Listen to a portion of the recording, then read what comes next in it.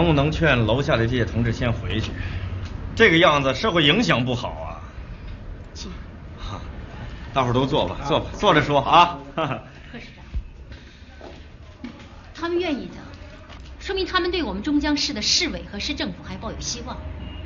难道我们的人民政府还怕人民吗？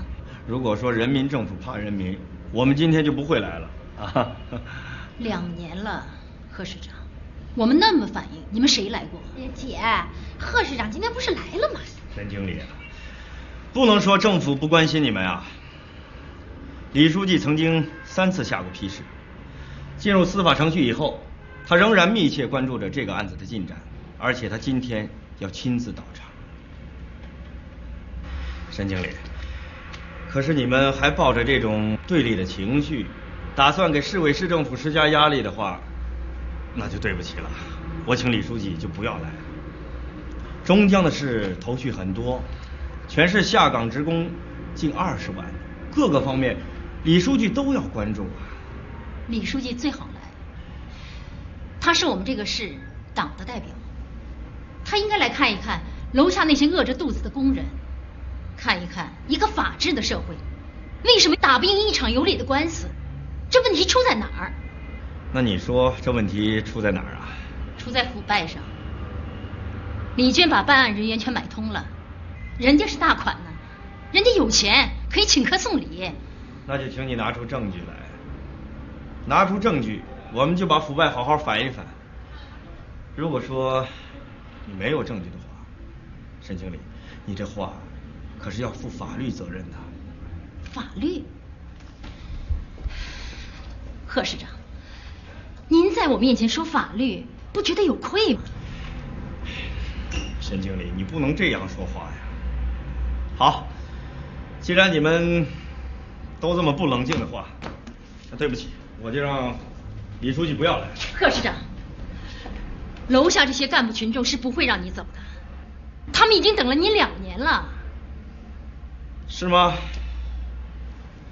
贺市长，贺市长，姐，贺市长和李书记是善意的，轮不到你插嘴。你现在用不着我了是吧？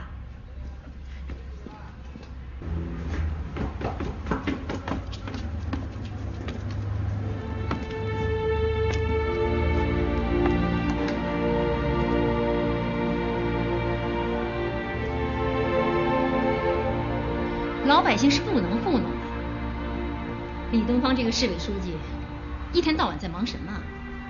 他也是从最基层上去的。我们在平岗公社插队的时候，天天上河工，没少吃过苦。怎么一当了官都变成这个样子？姐，你和李书记一块插过队啊？那又怎么样？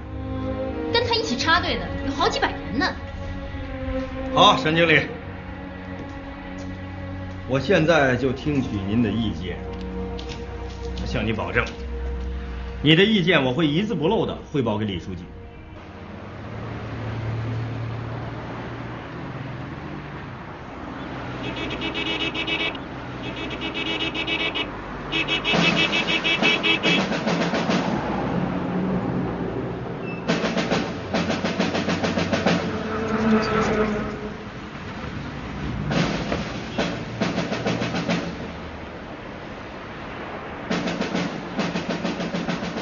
李书记，你是要去红枫公司？是啊。好，那儿聚集了上百号人，恐怕要出事。那我更得去了。好，走着。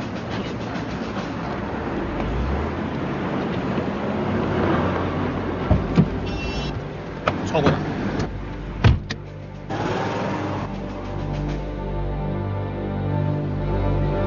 机动中队注意，机动中队注意，马上赶到红枫公司，马上赶到红枫公司，沿公司的2侧设置警戒线，来往行人一律不得在那儿停留。明白，明白。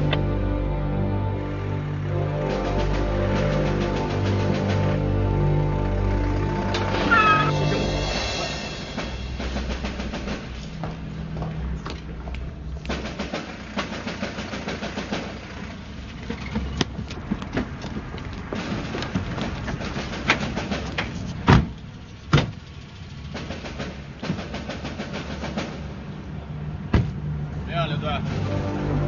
都到位了吗？李书记，好大的威风啊！先是派你来打前站，再接着叫这么多警车来，怎么？我们的人民政府真的怕老百姓啊？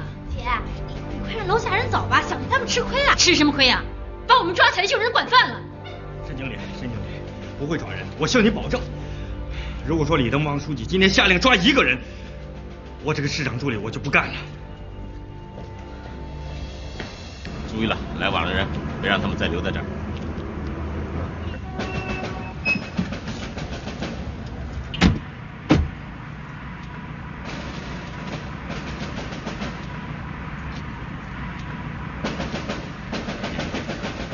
你这是干什么？为防意外，我采取了点措施。赶紧把人撤走，撤了。李书记，对你的安全，我负有不可推卸的责任。我在老百姓当中没有安全问题，撤吧。齐队。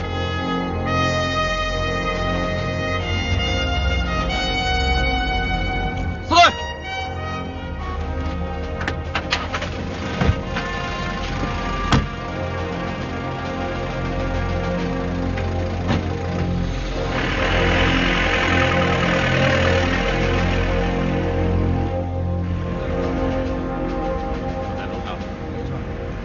来，请让一下啊，让一下。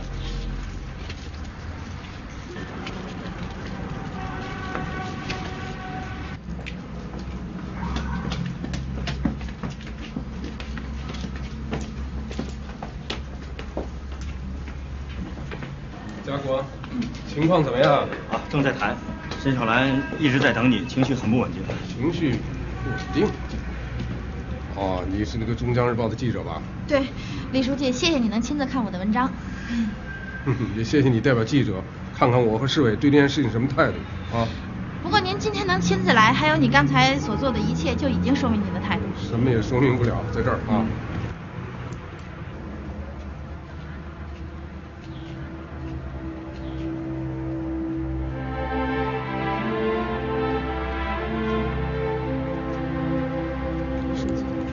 沈小兰，你还认识我这个老大哥？怎么不认识啊？只要你来不开着警车。哦，那你们以后不能搞这事儿了啊！搞这事儿我就不来了，我可不来。哎，请吧，请。哎呀，你还没有变啊！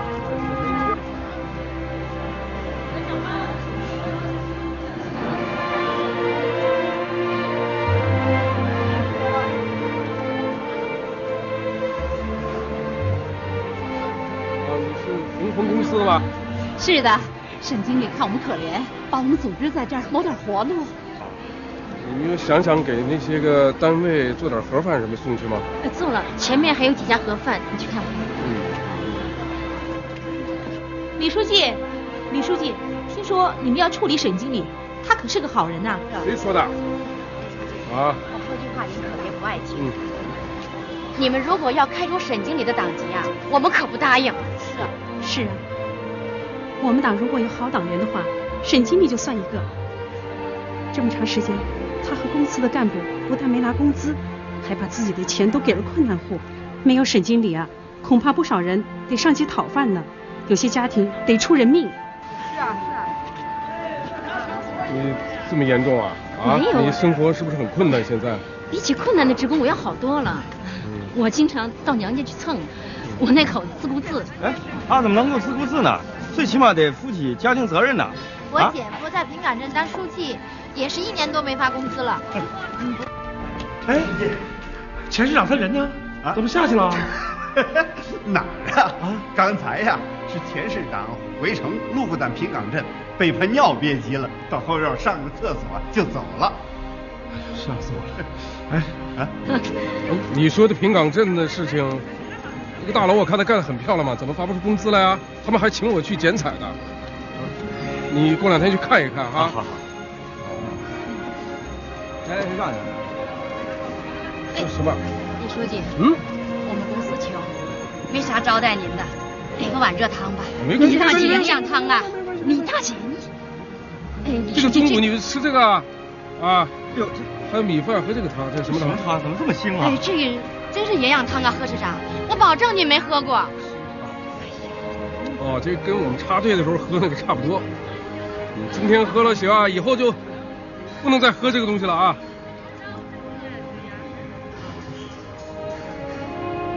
挺好喝的啊。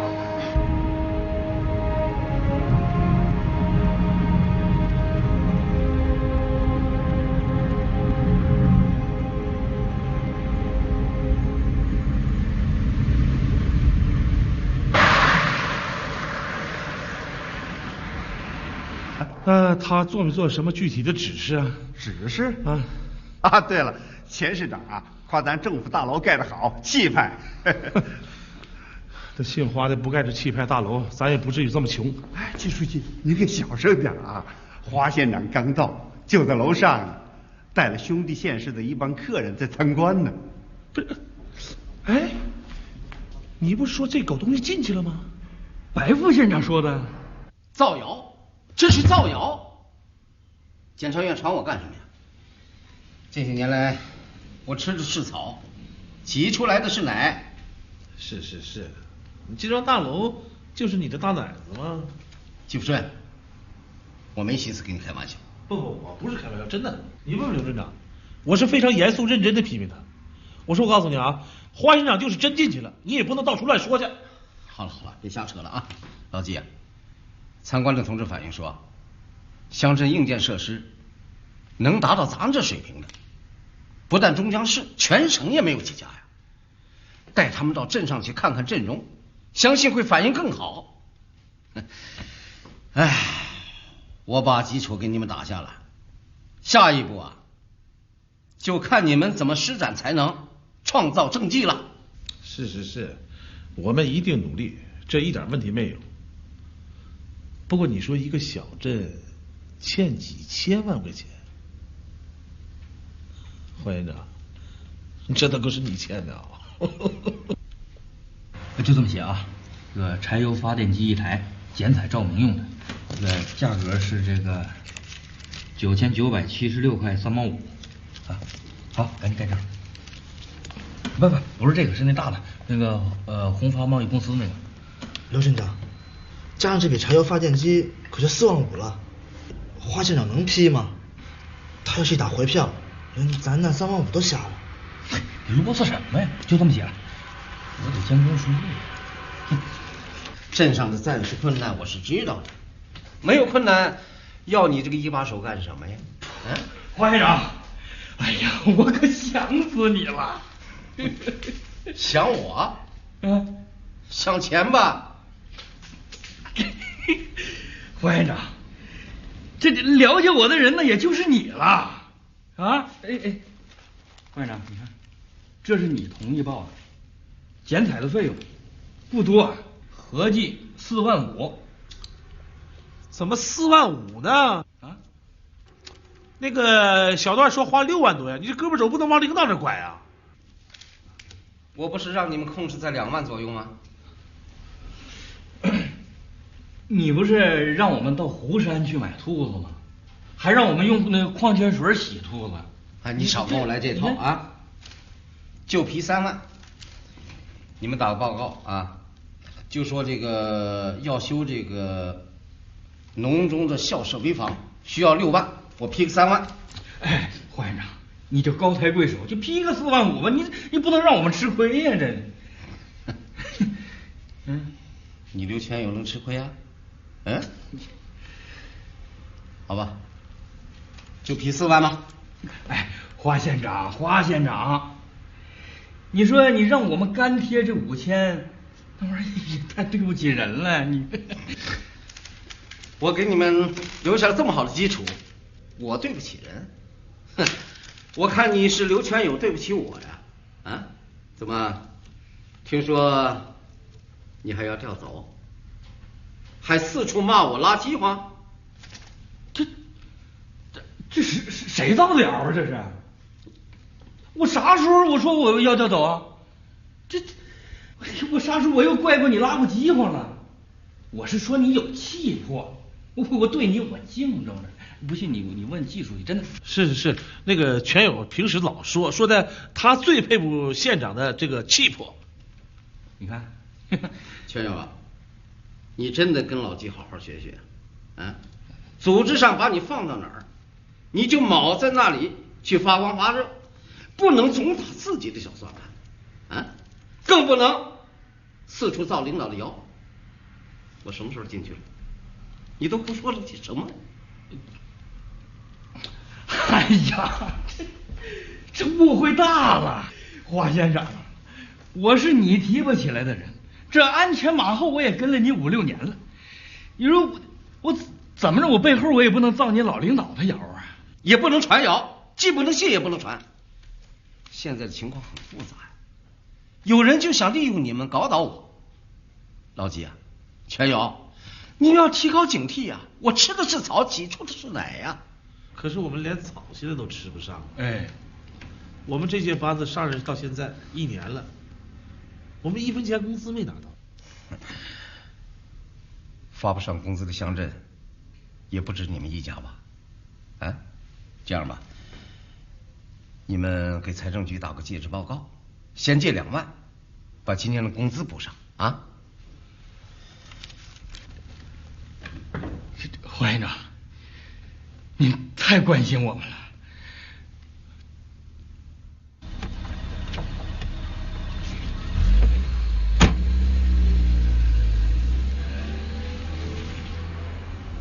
这个东西到点走了。哎呀，这是我来平岗镇最幸福的一天呐！那是，咱俩的工资解决了。哎，这回我孩子的学费也总算有着落了。怎么的？这2万块钱想独吞呢？啊？你就不给那12个副镇级分分？你怎么想的你？你腾飞也好，起飞也好，你靠谁呀？人家不给你卖命，你飞得起来吗？那你这一把手拿个章法吧。这样啊，咱俩每人拿2000，剩下的1万6呢，12个副镇级平均分配，每人是1300，我再算吧。算了，这种困难的时候吧，谁也别搞特殊化了。每人2000，不够那一部分，陈兔子掏点。那对肉兔加工基地你不重点保护了？怎么不保护啊？啊，我是说借，真借，有钱得马上还给人家。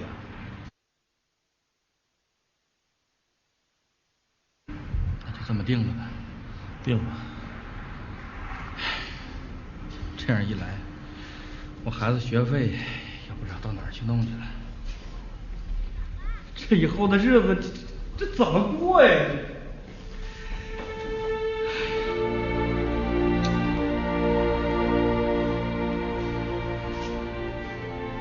要不你拿3000吧，我少拿一些。这怎么行呢？你家的日子也不比我好过多少啊。我的日子无所谓，我老爹那还有积蓄呢，老婆孩子上那蹭去了，你就不用跟我客气了。我这1把手总不能看你2把手，这。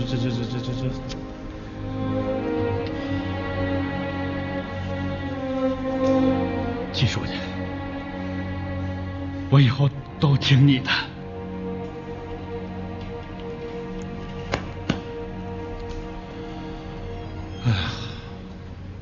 哎，小杨，你还真行啊！你真把兔子肉给赞助来了。那是，还不是人家季书记给我面子。干嘛？啊？你可别给我耍滑头啊！什么赞助啊？说好得给钱呢。哎呦，看把你给急的，骗他们不行啊！待会儿我就跟你一块到李大头那儿取支票。完了吗？哎，你不是说要写写我的事迹吗？亏你还说得出口！哪天你真赞助了，我再写吧。李书记，是不是送你回家？不，我去办公室，你也跟我一块去，我有话跟你说。好，曹，一会儿你搞点吃的来啊。好的，我来想办法。今天沈小兰问我，看这报道到底该怎么写，报上还留着版面等着我们回话呢。我们写什么呢？没什么可写啊。红枫公司什么问题都没解决，写什么呢？那我们要不要请示我那位岳父大人呢？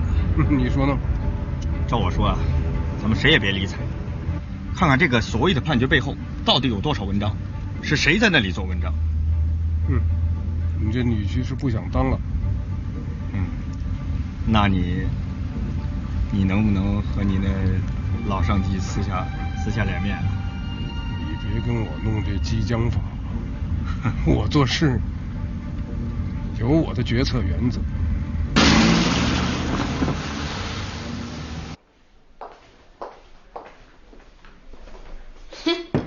今天回来的正好。这下面条啊，也没打俩鸡蛋。你看看你醉的这个样子，我看你们乡政府啊，用不着开工资了，老百姓都苦成那个样子，你们还革命小酒天天醉。我是麻痹自己的神经，不醉就痛苦。那更应该振奋精神，别蒙骗群众，骗吃骗喝。你以为我是你啊？整天活在那个梦幻中。我呀，得面对严峻的现实。这是2次的判决书，还有相关的材料都在这儿。这是我在申诉所做了几次批示，你拿回去好好研究研究。这个沈小兰和红枫公司的同志没说假话，加上今天看到和听到的，你会做一个正确的判断。哦，对了，明天政法委开例会，你要参加的啊？什么意思？您给我说清楚。你别不服我的大经理，我告诉你，政治上的事儿，你不懂。就你懂政治。我跟你说啊，你那个贴钱的政治少来。你以为你是谁呀你都不如我们家小杨。你看看人家，小鸡啄米似的，人家还能四处啄点食儿。你呢？你看看你那双破皮鞋，还镇长呢，跟要饭的差不多。哎呀，就些你公而忘私，把家里的钱都拿给手下用了啊！我就不能帮助我们8字同志吗？我皮鞋怎么了？我皮鞋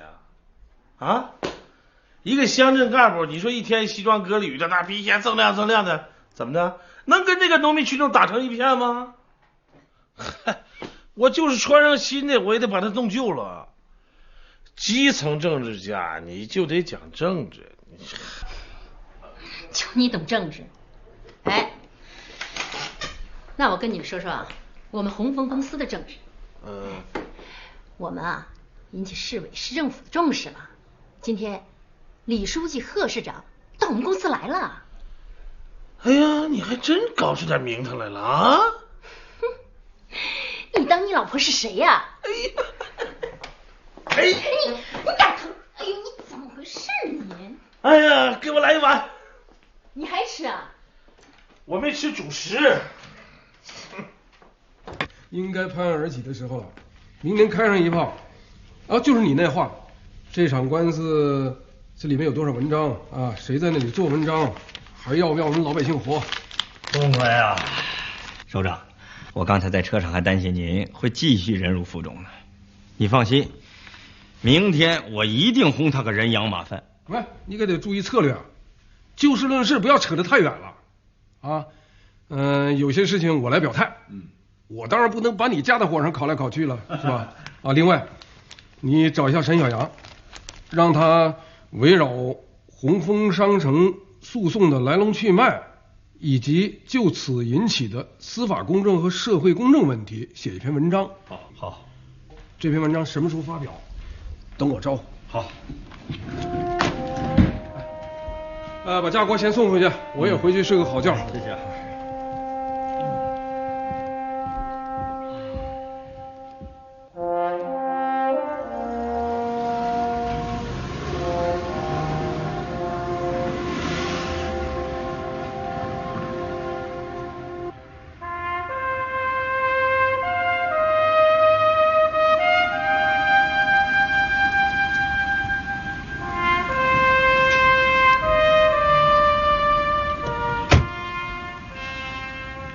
王局长，你好，你好。哎，老张，你好，你好，都来了是吧？哎，好。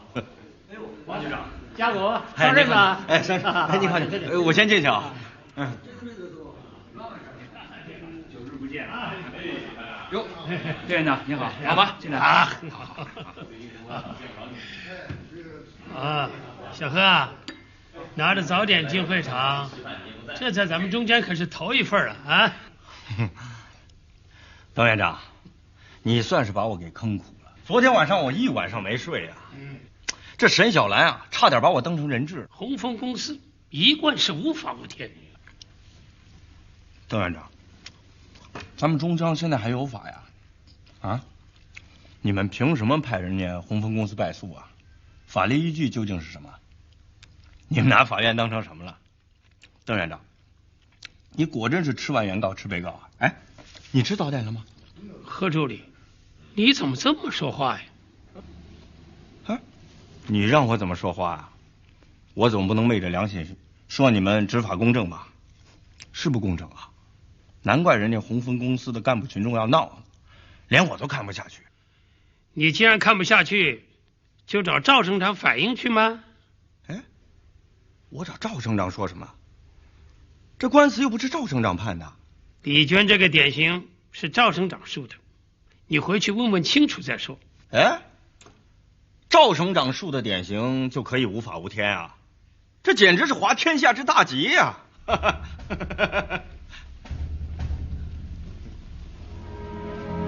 赵省长树的典型也好，赵省长说过什么也好，这都不能构成这场官司的判决依据啊！你连这点都不清楚，你还当什么法院院长啊？啊！何助理，这种话你不要对我说，回家对赵省长说去。哎，邓院长，你口口声声让我回家说去，什么意思啊？啊？赵省长跟我什么关系？这又不是什么秘密。赵省长要是真做了什么以权代法的事情，你邓院长就直接说出来，我贺家国都不怕，你怕什么呀？好了，家国、双林同志，有什么事会后你们下去就要交换意见，现在可以开会了，看看人到齐了没有。海查检察院的周玉军同志，我看不等了，咱们开始吧。李书记，你说呢？好，钟诚同志，开会吧。啊，同志们，今天是政法工作例会，啊。王书记，田正达的主管主任已经回来了，我们准备采取行动。哎，你有什么指示吗？好，我明白。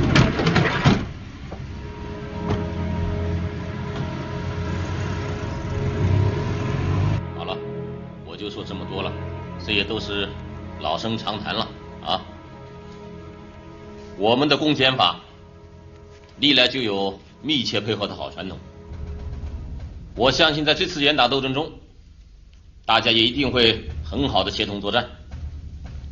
下面请李书记、钱市长做指示吧。李书记讲。哦，我没什么指示，只想强调一点，那就是要稳定。啊，同志们必须清楚啊，当前我市的经济形势比较严峻，啊，治安问题也不可以掉以轻心啊。我们大家要千方百计的维护我们市的社会政治局面的稳定。王繁英同志，还是你说吧。好，我说两句。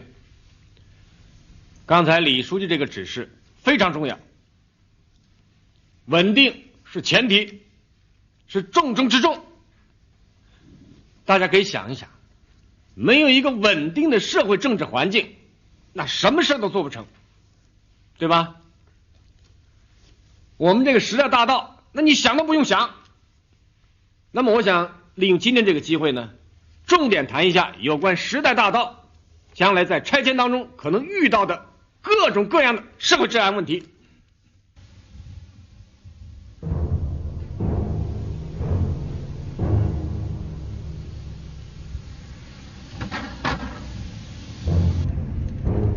哎，那辆警车是哪儿的？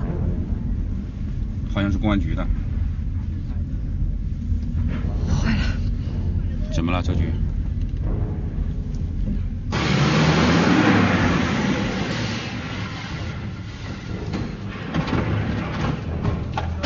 是啊，人呢，公安局的带走了。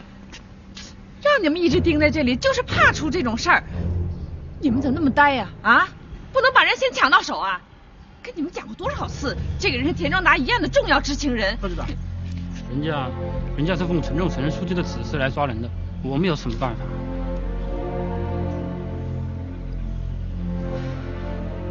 围着我干什么？快走吧！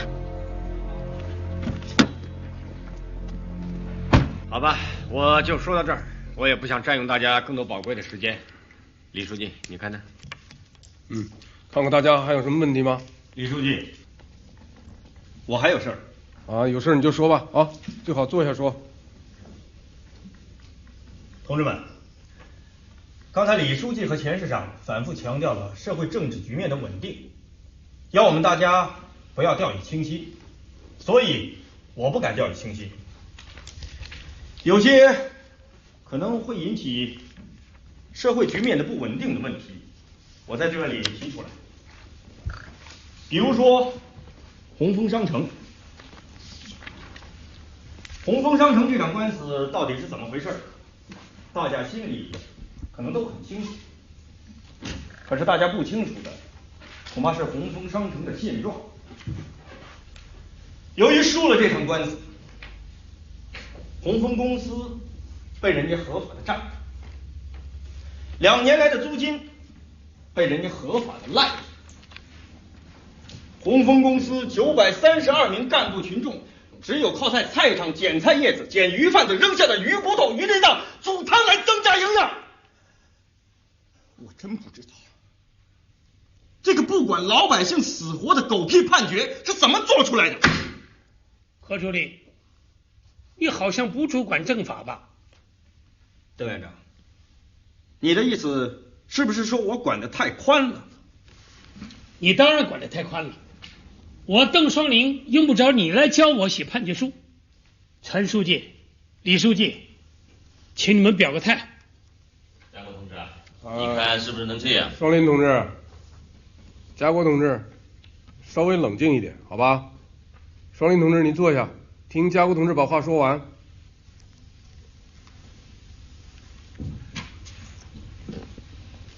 沈小兰同志含着眼泪问我们为什么就打不赢一场有理的官司？这问题到底出在哪儿？问我也不知道出在哪儿。我刚才开会前请教了一下邓院长，邓院长的态度很坚决。同志们，据我的了解，沈小兰在长达2年期间，不但1分钱没赚，还倒贴钱，带着932名职工苦熬岁月。在中院判决之前，他一直在做工作。他不但没有带头搞群访，还阻止了3起群访。是中院这个狗屁的判决，把沈小兰同志逼到了第一线。沈小兰身为红枫公司的党委书记兼经理，和群众们一起以甩卖服装的名义围堵了人家公司的大门，当然是错误的，性质也许是很严重的，但是没有沈小兰的克制和因势利导，恐怕乱子会弄得更大。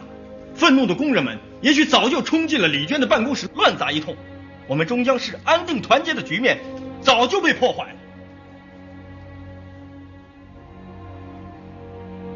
何助理，我提醒你一下，不要一个一个狗屁判决嘛。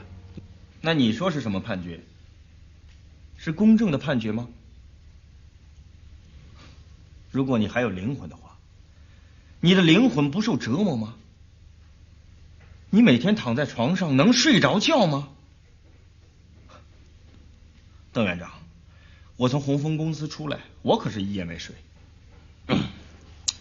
家国同志啊，这是政法例会，不是辩论会啊。如果你跟双林同志还想辩论的话，是不是另换个时间，另换个场合呀？陈书记，家国同志谈的难道不是政法工作吗？邓院长敢做这种判决，就不允许家国同志提出点自己的看法吗？周玉云同志啊，你还知道这是政法会议？你还知道这是在研究政法工作吗？你知道怎么到现在才来啊？啊？你眼里还有没有李书记跟钱市长，我这个政法委书记啊？陈书记，请你不要转移话题。我们现在讨论的是我们中江的一个判决。如果你还是一个合格的政法委书记的话，我很想听听你对这个判决的意见。也借这个机会，我再次向你做个汇报。书记，多听听不同意见没什么不好。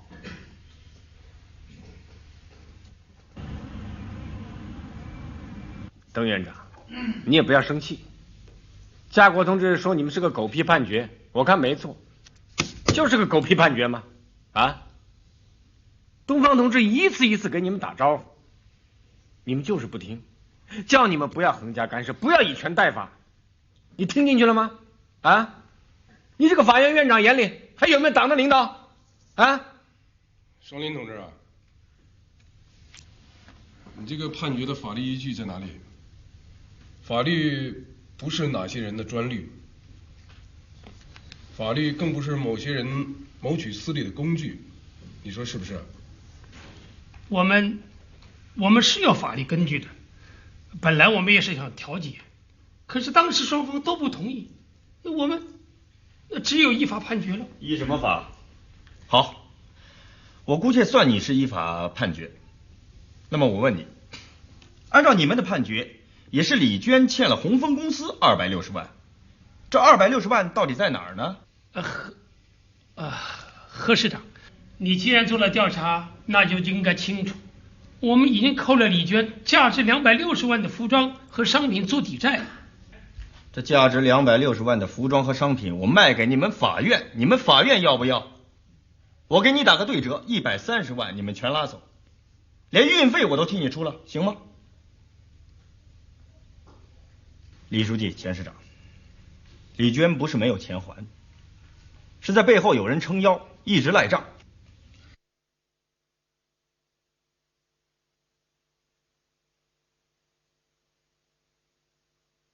我请示一下，是不是我们先执行邓院长的这个判决，扣押260万，支付给红枫公司，让沈小兰他们吃上几顿饱饭？有钱怎么能不还呢？啊，邓院长，我看是不是可以马上执行？钱市长，散会以后我马上让执行林去办。双林同志，这个不算以权压法干预你的办案吧？李书记啊，我也是有苦难言呐。你邓双林是中江市中级人民法院的院长，你有苦难言，老百姓还过不过日子？你有什么好难的？你心里装着老百姓，你依法办事就没什么难处。老陈啊，你们政法委开个会，我们判错的案子，伤老百姓心的案子，该改的改过来。你个邓院长不改，我们提请人大换一个李院长、王院长改。好吧，我们尽快做一次专题研究。同志们，前几天有个女同志拦住我，跟我反映一个情况。这个情况如果在邓院长那里，也可能是小事一桩。什么事呢？就是3年前啊，这个女同志骑自行车和一个小伙子相撞，两个人吵了几句，小伙子把这女同志肋骨打断了一根。3年过去了，伤已经痊愈了，可是这个女同志为了这医疗费，从公安局告到法院，跑了3年没人理睬她。后来她告诉我为什么，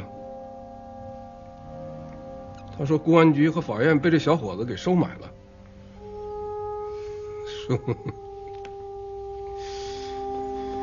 收买了，怎么收买的呢？请吃点饭，喝点酒，买点烟，就吃吃喝喝嘛，就收买了。可是你没想过吗？你们吃的是老百姓的心啊，喝的是老百姓的希望，把希望给喝没了。同志们，在老百姓眼里，党和政府是谁啊？就是你们这些具体执法人员。你们回去晚上睡不着觉，看看头顶上那个帽徽，那帽徽是什么？那是国徽啊！李书记，我们公安局、法院都有严格的纪律的。问题是执行的情况怎么样？我这儿有一份名单，是红枫公司的干部群众提供的，是在红枫商城一案审理过程中接受过李娟请客的部分区市法院干警，有时间有地点。这个名单我们反贪局也有一份，我早就向陈书记汇报过。陈书记的意思是家丑不可外扬。周局长，你今天到底想干什么？澄清一些问题，明确一些责任。周玉英同志，你不要给我搅乱会场，你给我出去！陈忠诚同志，你还没这个权利。不要拍巴掌。李书记，我觉得周局长说的不错，责任就是要弄清。责任已经很清楚了。英同志、忠诚同志，你不要太激动。我刚才的话没有讲完。我既然提出这个问题，就要对这个问题负责任。这个会散了以后，你们按照红枫公司干部群众提供的线索，我已经掌握的名单去查一下，查实一个处理一个，不管他是哪个单位、什么职务，一定要把这违法乱纪的家伙通通给我赶出国家机关。我先跟大家打个招呼啊，谁也别叫冤，哪怕你只吃了一回酒，半次也不行，哪怕只有一次，你这个头上就不配戴这枚国徽。好吧，我们坚决执行这个精神。好了，时间不早了，该吃中午饭了。我留大家吃顿便饭，吃饭的时候我还有话要说。哦，对了，赵主任，收一下每人5块钱餐费啊。好的。啊，李书记，这是我的。我局里还有点事儿，我就先走了。哦，这忙什么？坐下。再忙这顿饭也要吃，耽误不了事儿。坐下。行。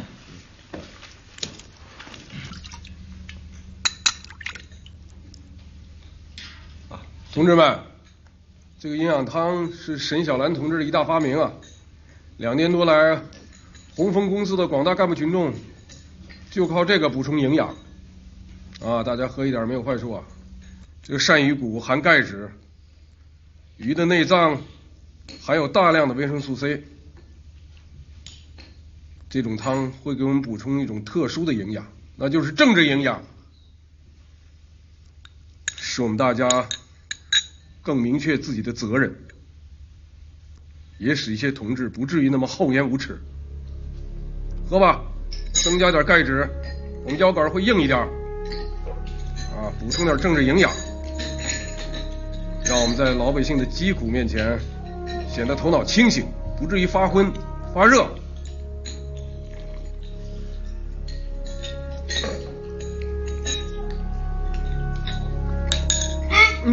谁也不许吐，这可是红枫公司广大干部群众活命的粮食。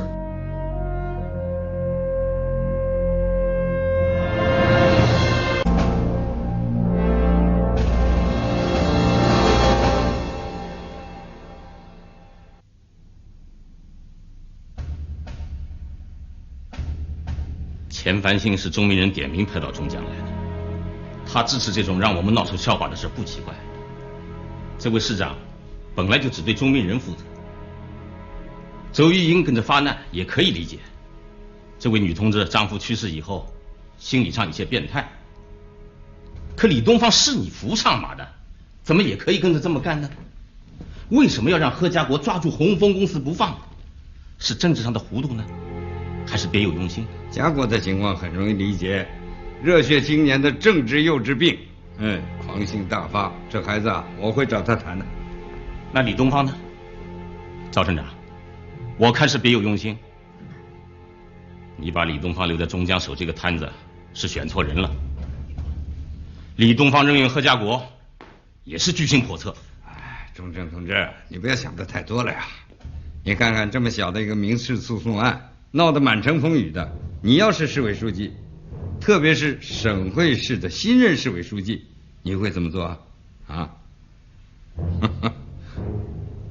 你的意思是，李东方趁机要树立自己一把手的权威？哎，我们对东方同志要多一些理解啊！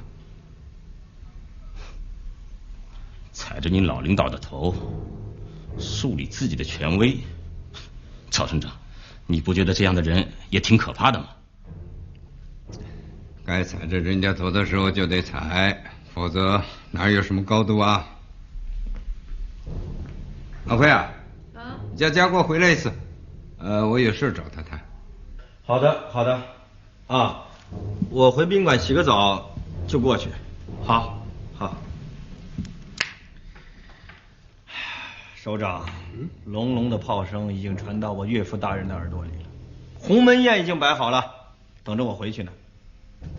那好，鸿门宴也得回去啊。啊，这件事情免不了要和达公同志产生摩擦的，你回去正好替我做一个解释工作。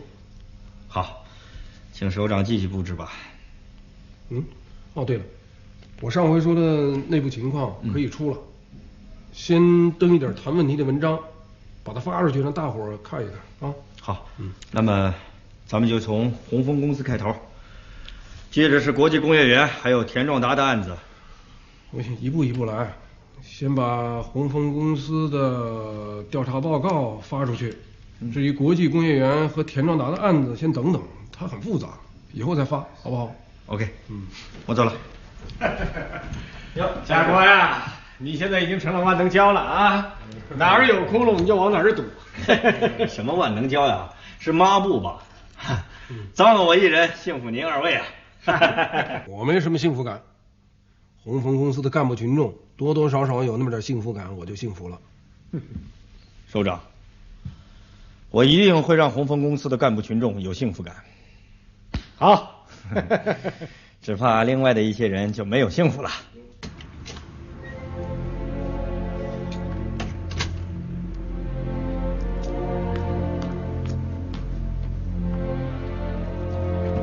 陈书记，赵省长有什么指示没有？我们去找李娟谈谈吧，让他顾全一下大局，该掏的钱就让他掏一点。这件事看来挺麻烦，够我们受的。你跟着我。好。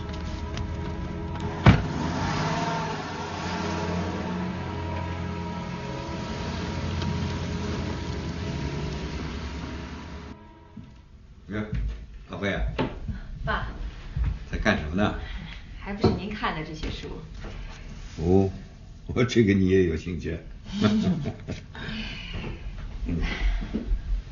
爸，陈忠诚说的没错，您不应该选李东方守这个摊子。陈忠诚就合适了。他也不合适，他这个人呐，太没头脑。对喽，这可是从政者的硬伤大忌。除了陈忠诚和李东方，就没有更好的选择。阿辉啊，这个你就不懂了。当初我选李东方是没什么错的，这个人他很谨慎，也比较稳重。可这个慎重稳重的人，他出手就像您的软肋打。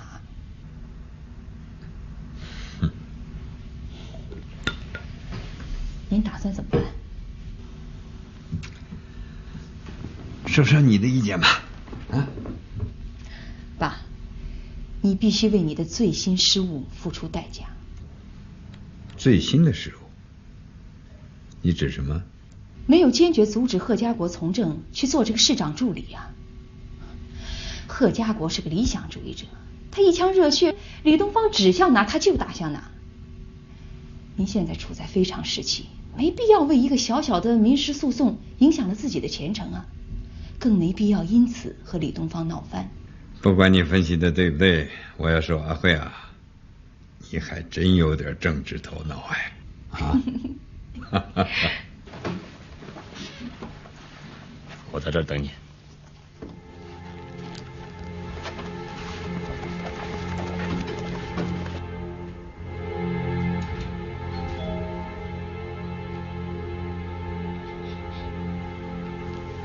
呀，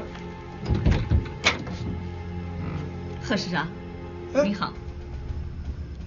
哟，贺市长当了市长就不认人了。哎呦，来来来，行。哎呀，我这人脑子是不太好，但是你李娟小姐我还是记得住的。3年前我们在一块吃过饭。是我请的客，在国际大酒店。是，为我创办国际华美公司筹股融资啊。是啊，我怎么也没想到，你3年的时间白手起家可以赚上5个亿啊！所以啊，你当时在宴会上只让我吃虾啊，既没有入我的股，也没有借给我1分钱呐。这绝对是我一生当中最大的失误。你说我如果入股啊，真的，哪怕10%的股份，我也能挣上几千万吧。哎呀，也许我就不用这么累的经营这个公司了。那今天是来兴师问罪的？哪敢啊！我呀是来叙叙我们往日的友谊的。啊，那请坐吧，喝点什么？随便。哟，对不起，我这只有可乐了啊。行。陈书记，你看，现在叫我们下面的人怎么办呢？李娟是赵省长介绍我认识的，要不我们也不会这么判呢。呵，现在可好，出了事儿，全是我们的错。你看这。老邓啊，该给领导兜着的时候就兜着啊，坐。领导心里会有数的。领导有什么数？李书记和钱市长在会上那种态度，恨不得把我给撤掉了。李东方明确表示，不行就换个院长。没有赵省长点头，李东方他敢吗？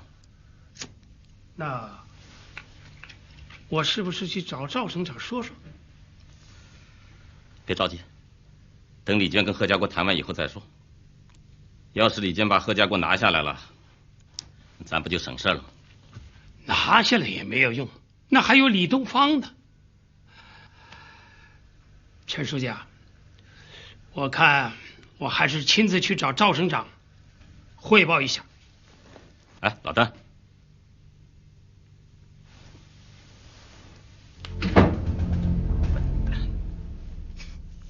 哎呀，你应该去做上帝，或者到联合国去当秘书长。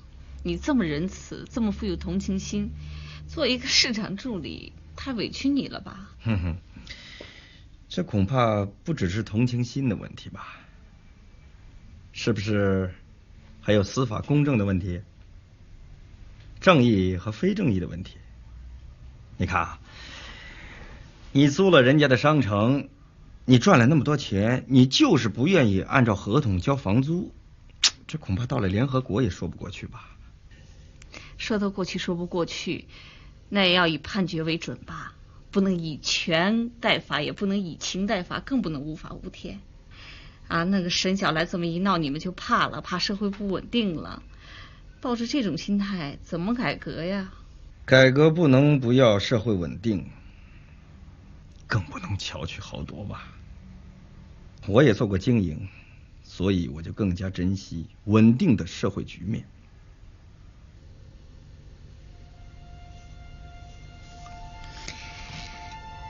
你这么做，赵省长同意吗？赵省长为什么不同意呢？他没跟你说过，我是他树的典型，我的人大代表也是他提名建议的。什么典型，什么代表，这些根本不值人家一驳。我认为您现在当务之急是一定要和李娟一刀两断，摆脱这个包袱。不论您和她是什么关系。阿辉，你这话有点扯远了吧？爸，我这些可都是为您好啊。我知道你是替我着想，可是你想过没有，我要是不保护自己的部下，那将会有什么样的后果？很可能就会像多米诺骨牌一样，一倒一大片。那有些话您可以以后再说嘛。好了，这个事儿我们就不说了，好吧？哦，对了，家过来了，你得好好跟他聊聊，有些话我不好说。的。哎呀，贺博士，你不觉得可惜吗？你有着智慧的脑子，你可以用你的知识去赚大钱，你何必要搅到中江这么深不可测的政治漩涡里？这很简单，因为我见不得那么多的下岗工人在流泪，我见不得有些人的丑陋无耻，所以我当官的兴趣很大，而且想当大官。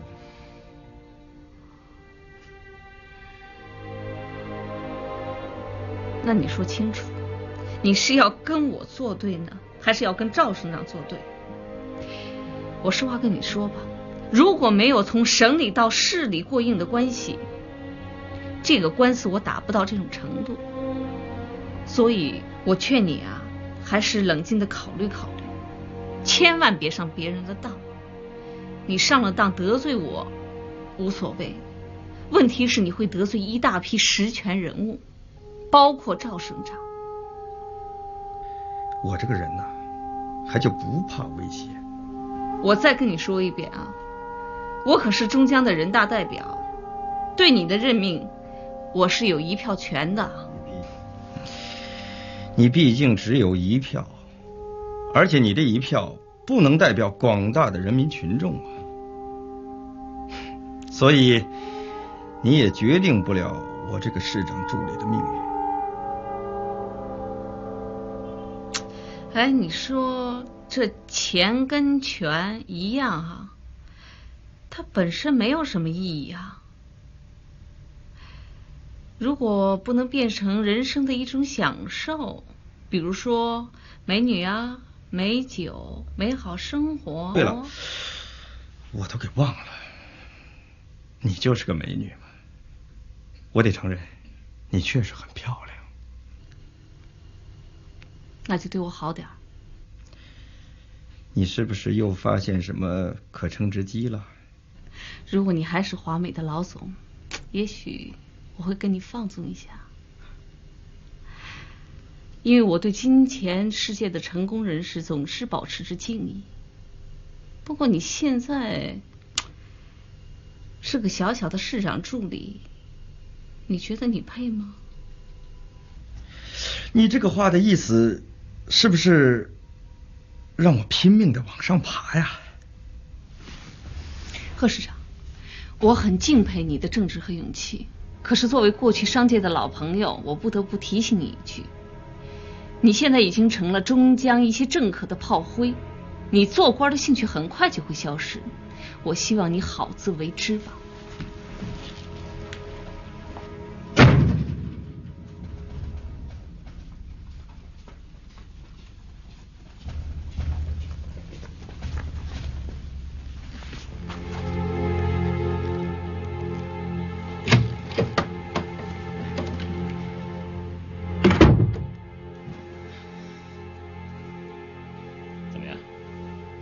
出师不利吧，娟娟，该退的时候就得退，我真的是为你好。哎呀，这种心不用你操。我告诉你啊，这可是赵省长的意思。哼，那就牺牲我。田壮达逃了，我没逃，我倒了，谁也脱不了干系。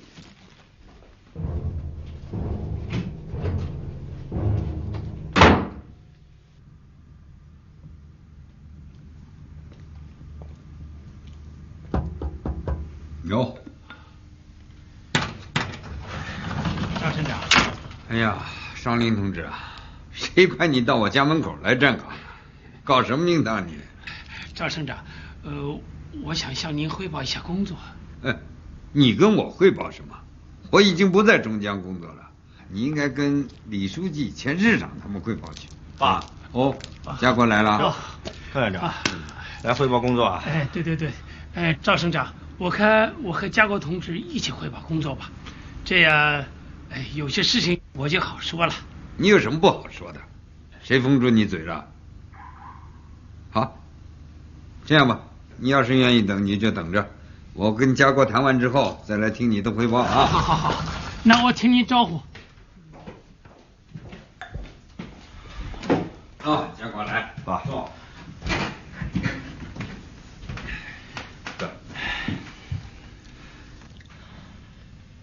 爸，这李书记和钱市长绝对不是针对您的。这个我比你清楚啊。但是家国，政治上的问题都是很复杂的。你既然从了政，那就要用政治家的眼光来看问题，不能单凭热情、冲动胡来一气啊！你想过没有？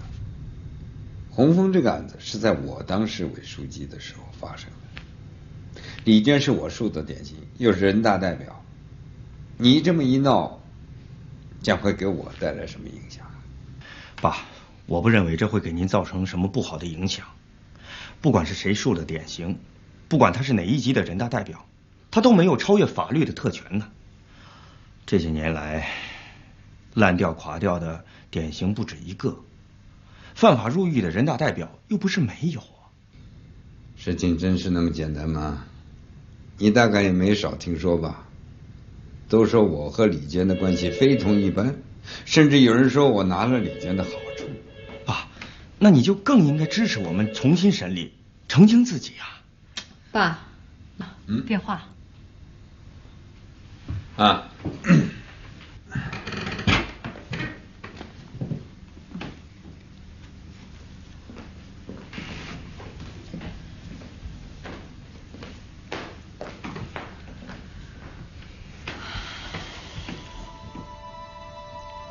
家国，你就这么恨我？恨你？这话从何说起啊？别装糊涂了。你不是踩着我父亲的头做了一回风光的政治亮相吗？让李东方也跟着风光了一回。你是说红枫公司的事儿啊？我这样做，完全是出于正义和良心，绝对不是针对你父亲，真的。那你有没有想过，我父亲的政治对手会拿这件事情做文章？哎，你就没有想到老爷子现在正在被中组部考察？你关键时刻，你这么做对他意味着什么？这意味着我给红枫公司广大干部职工的一个公道。你这是自拉自唱呢，还是有人在幕后做导演？这还要什么导演啊？难道我就不能站出来说一句 no 吗？行了，何助理，你少在我面前说这些冠冕堂皇的话。哎，我警告你啊，少让人家当枪使，少拿我爸做文章。你真是你父亲的好女儿啊！赵省长，您对您的宝贝女婿一定要提防，他绝不是一支单纯的枪，他身上有一股肃杀之气啊。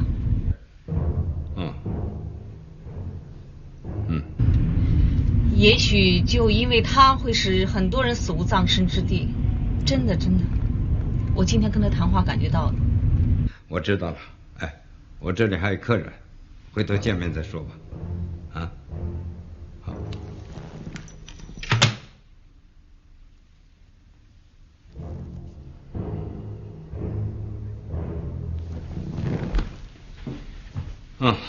你到门口啊，把邓院长请进来吧。好。我们俩好像不应该谈论这个话题。那你想谈什么？应该谈谈我们俩什么时候去办理离婚手续。美的你，我后悔了，不准备去办。哎，你这葫芦里又装上什么新药了？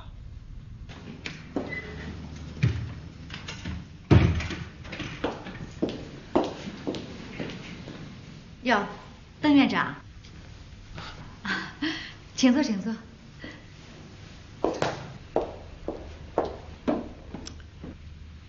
家国是我的女婿，东方和繁星同志啊，我也是比较了解的。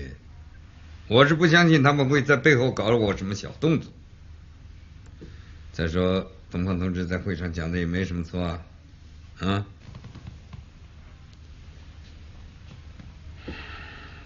双林同志啊，来，你自己说说看。哼，你们法院那些办案人员就没有吃过别人情，拿过别人财物？我看是免不了吧？啊，这个问题我是提醒过你，还有陈忠诚的。看起来啊，你们思想上根本没引起必要的重视。赵省长，我向您保证，我没有拿过李娟1分钱的好处。案子的审理也完全是按您的意思办的。李书记他不是没有数，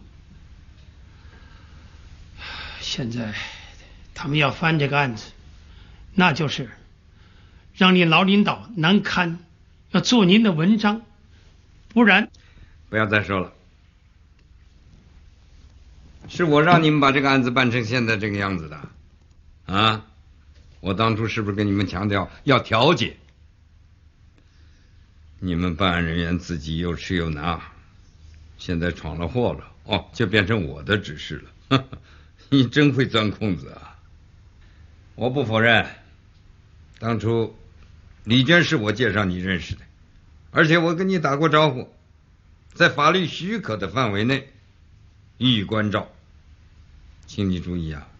我是说，在法律许可的范围之内，啊，不是叫你无原则的瞎搞。再说，我当时这样做、这样说也是有背景的。市里刚刚开完经济工作会议，李娟就是在这次会上被树为典型的。她找到我，反映了困难。哎，你说这个诉讼上的事情，我不找你找谁啊？啊？可现在李书记、钱市长拿我开刀，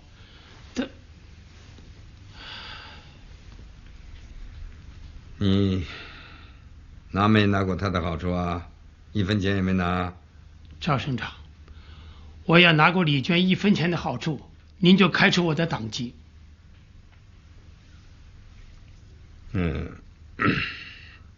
你上没上过他的床啊？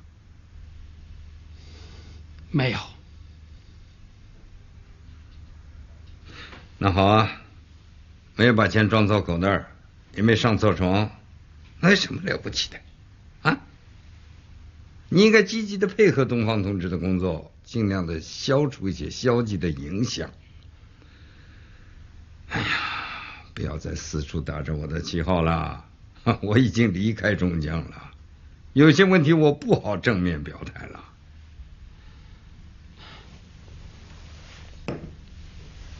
赵省长，能不能在您方便的时候跟李书记解释一下，把您给我的指示给他点一点？哎，李书记对您是挺尊重的，您随便说几句话，那我这关就好过了。刚才你还说东方同志把矛头对准了我，现在怎么又成了对我很尊重了？邓院长，你是不是别有用心啊？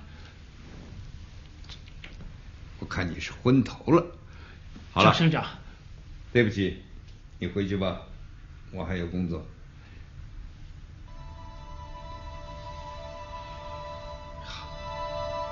赵省长，那我就走了。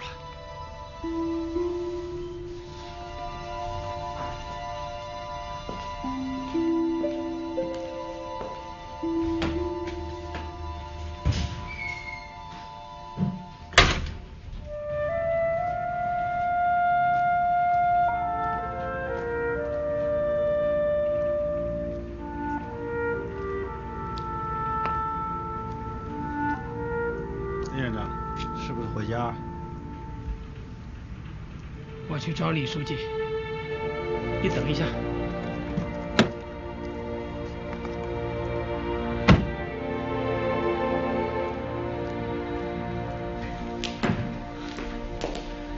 家国，爸，吃点夜宵吧。啊，我不饿，我就陪您坐会儿吧。好，来。我不要啊。哎呀，这个领导也难当啊啊！你随便说一句话，那些围上的同志啊，就把他当成圣旨了。这个问题，你以后也要好好注意注意啊。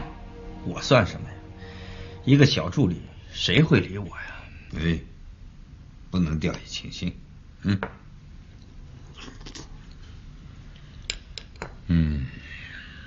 有些情况啊，我也是现在才知道，我很惭愧啊。作为前任的市委书记，对不起红红的干部和群众。怎么？我听说他们到菜场去捡鱼的内脏来补充营养，喝营养汤。真有这事儿？这个汤我喝过，这是我有生以来喝过的最难喝的东西。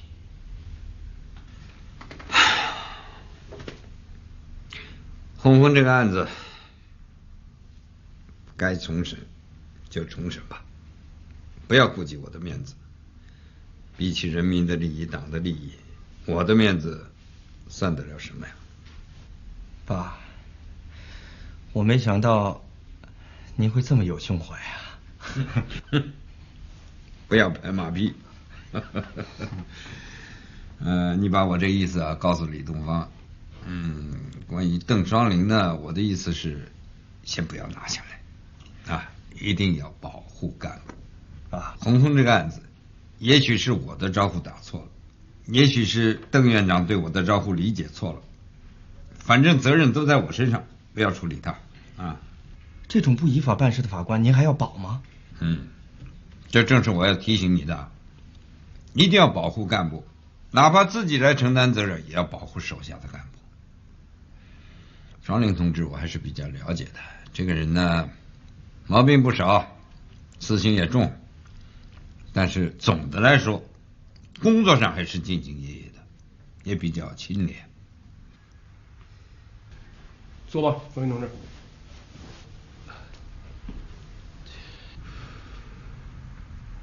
双林同志，你的眼睛是不是有问题啊？这个官司的是非曲直你怎么看不清楚啊？净看什么了？看一把手的眼色行事吧。大会上我不好跟你提，在这儿我跟你说句公道话吧。你双林同志不是不听招呼，你是很听招呼的，关键你听谁的招呼？你是听一把手的招呼。我不是一把手的时候，我送来的批示和招呼你就应付一下，我是一把手以后，你看看什么都行了，是不是？是的，是的，是的。李书记，您说怎么改，我们就怎么改。错误。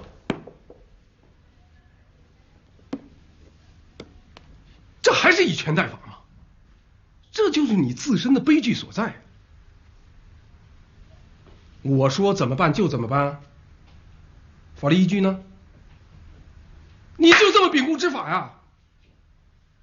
新来了个一把手怎么办？你又得看他的眼色，啊？你累不累呀你呀？你还怎么去开展工作呀？法律的尊严在哪儿？更谈不上你法院院长的尊严了。深刻，李书记，你说的太深刻了。深刻，深刻。什么？你听懂什么了？深刻，深刻的。是有一把手这个现象，你顾忌一把手，这个我能理解你。可是你不能眼睛老盯着一把手啊！一把手他不是圣人，一把手也不是法律专家，有的时候一把手打的招呼，兴许就是错的。最终的法律责任要落在你的身上。李书记啊，有您这份理解，我就是冤死了也。好了，不说了，不说了。李书记，这个案子我完全是按赵省长的意思去办的。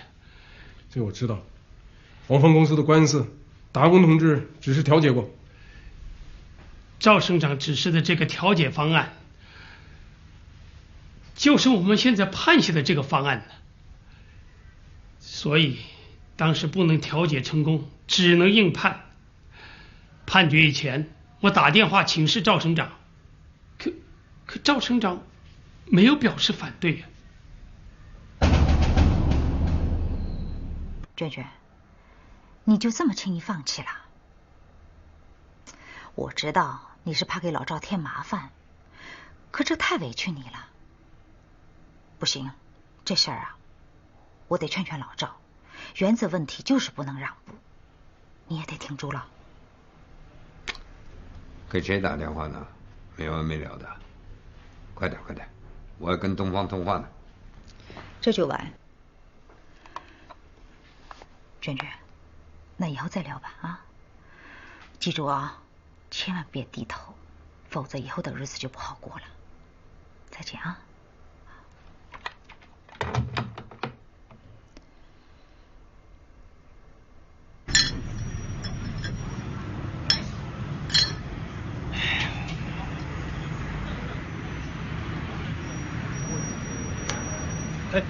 哎呦，周局长，怎么是你啊？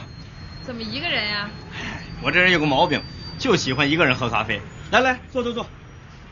你怎么有闲情逸致到这儿来啊？我家在这后边啊。啊，哟，那太好了，我还准备请你的客呢。感谢你今天在会上给我宝贵的支持。那应该是我请客了。你胆子不小，敢在这种会上摸老虎的屁股。老虎屁股怎么就摸不得呢？我跟你说实话，我刚从老虎家出来。吹牛了啊！有的人呀，既想尽忠又想尽孝，累不累呀？有什么可累的？这个赵达公啊，又不是我直接领导。再说了，他的话呀，我总是这个耳朵进，那个耳朵出。那这么说，红枫商城的事儿你是要管到底了？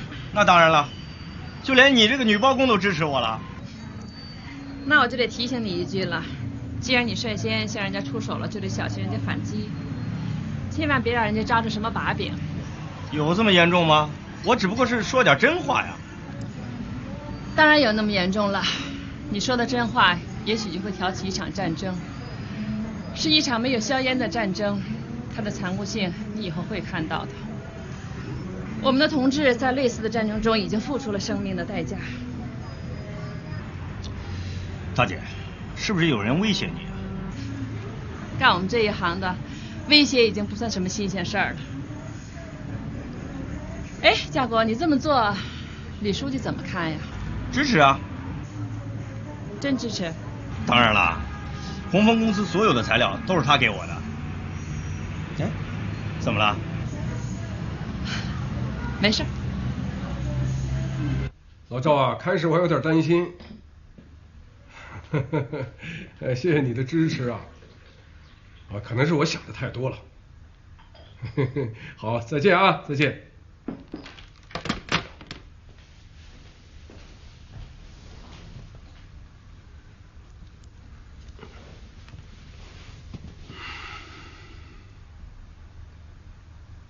邓院长，双林同志，你身上还有没有点正气啊？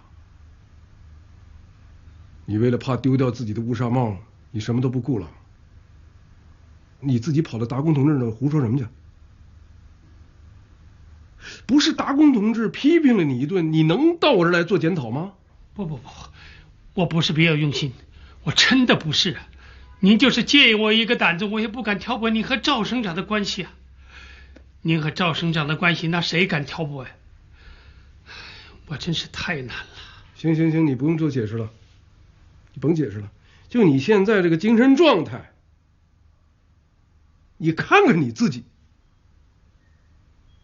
这让谁能放心呐？法院还能不出问题吗？李书记，那我们下一步该怎么办呢？下一步该怎么办？你调查取证，依法重审嘛。你不要顾忌达公同志曾经说过什么，也不要看我的态度啊。你们党组回去赶紧开个会，专门研究一下风纪问题。要好好整顿。这会我要参加的。好，李书记，我们照您的指示办，照您的指示办。什么按我的指示办呢？没办法，以后吃饭了吗？吃过了。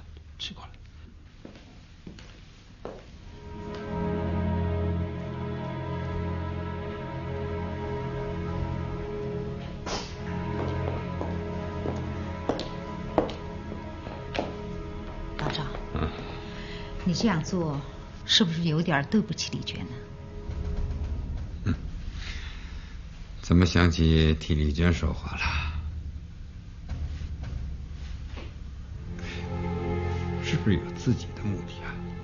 你看，我也是为你好，我怕你这样做呀，会让对你忠心的那些人寒心的。这是政治，该退的时候就得退一步。当年韩信还受过胯下之辱呢。娟娟这点就是比你强，识大体才能成大事啊。这是怎么搞的嘛？啊？怎么会死在我们的拘留所呢？是割腕，现场发现一个单面刀片，不知道谁给他的。送医院抢救了没有？医生的血全流光了，床上的被褥都浸透了。我们发现的时候已经没救了。这下好了，更说不清楚了。我们怎么向周玉英那边交代啊？王主任可是田壮达这个案子的重要知情人。陈书记，是不是通知一下检察院？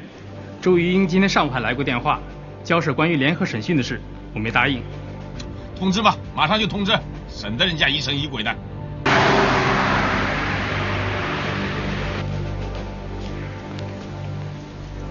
谁值的班？给我叫来。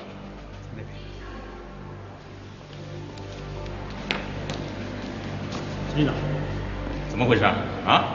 这都是我们的失误，我们也没想到会发生这种事情。按道理说，根本就没这种可能性。什么叫没这种可能性？啊？人已经死了，还说没这种可能性？我看你是想下岗的你。这刀片是从哪儿来的？正在查，入监的时候绝对没有携带过。能这么肯定吗？啊？检查认真不认真？陈书记，我可以肯定。有没有什么可疑的人单独接触过王主任？没有，除了我和陈书记，再有几个预审人员，没有别人。预审材料可以转给我们吗？马上转给检察院吧。啊？早知道会发生这样的事情，你们就不应该插这个手。一心就想争功劳，现在倒好，啊，人都死在你们这儿了，像话。王主任是自杀吗？是自杀，不过疑点很大，根本不可能发生的事情竟然发生了，说明这个自杀不是那么简单。其一，可能有人胁迫；其二，有人提供自杀条件。更可疑的是预审材料，除了我们已经掌握的田壮达的情况以外，这个王主任什么都没有交代，也就是说，我们一无所获。唯一的线索又断了。是。不过，老书记，我敢坚信一点，华建设这时候翻供就是欲盖弥彰。赵大公的老婆刘露露肯定跟田壮达一案有关。刘露露卷进去了，赵大公脱得了干系吗？我也担心这一点。如果赵大公真卷进去了，这个案子我也就办不了了，只有省委或者中纪委来人办了。该向中纪委汇报的是我会啊，也向你通报个新情况。据国际刑警中国局的同志说，田壮达在泰国露面了，也许这次会抓他，抓住此人，我们的案子就峰回路转了。不过这个情况千万不能让陈忠诚知道。我要求省公安厅在抓获田壮达之前严格保密，其中一个重要的保密对象就是这位陈忠诚。太对了。田壮达在泰国曼谷国际机场被捕了，就是2小时前的事儿。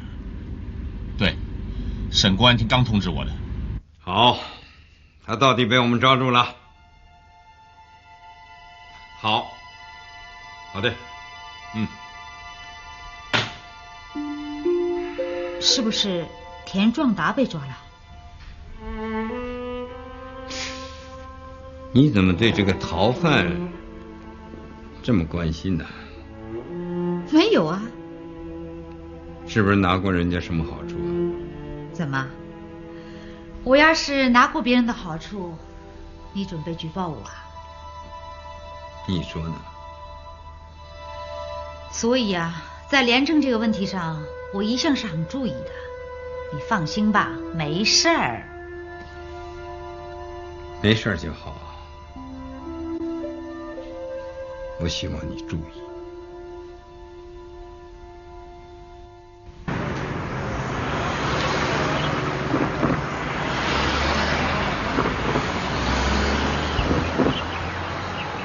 李书记，情况有些复杂呀。这国际刑警组织抓捕田壮达时，省里就没有跟我们通过气，显然是想避开我们。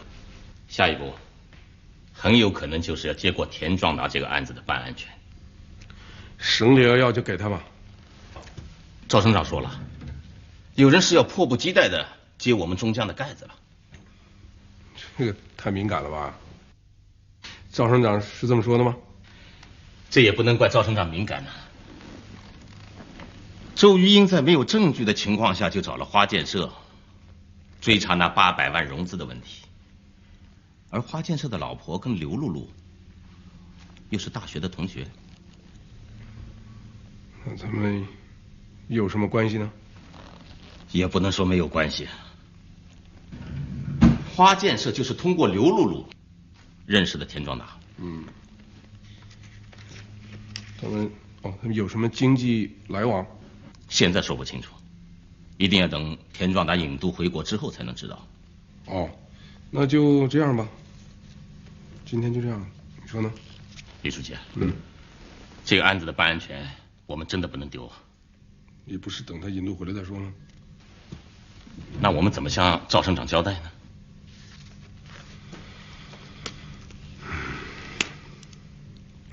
你是不是知道点什么想说？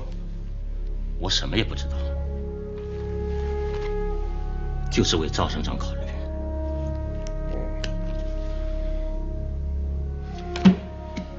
你不要考虑那么多，你要依法办事。